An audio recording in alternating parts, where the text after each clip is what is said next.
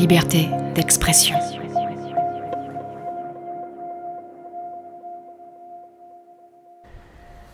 Aujourd'hui, je me suis levé tôt et comme souvent, je vais au théâtre.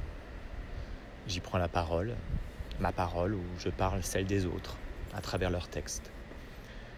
Une liberté essentielle, vitale, qui renouvelle chaque jour mon énergie pour défendre des projets, des artistes, des idées, des idéaux. Il y a quelques années, j'ai monté un spectacle sur l'émancipation féminine qui interroge la liberté d'être, de dire, la parité, la sexualité, à travers des textes et projets de loi comme l'IVG, le mariage pour tous. Ce spectacle a été créé en France et à l'étranger, en se confrontant à la censure, aux tabous et menaces. En Guinée équatoriale, il a été question de polygamie, mais il a aussi fallu jouer de métaphores pour parler d'homosexualité, qui reste un acte condamné.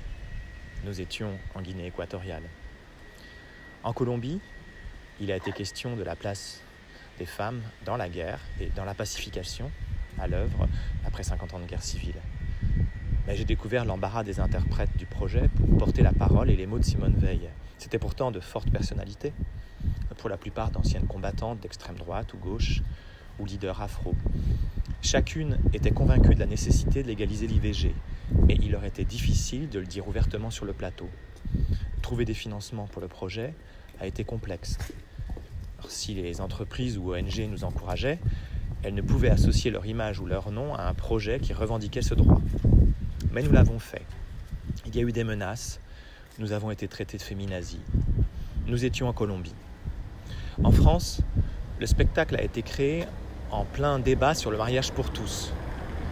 Tout d'abord, des lieux ont annulé l'accueil du projet dans un climat tendu, trop à vif avec leur nouvelle municipalité et la manif pour tous. Ensuite, il y a eu le harcèlement de militantes pro-vie au théâtre, lors de la tournée et jusque dans ma vie privée.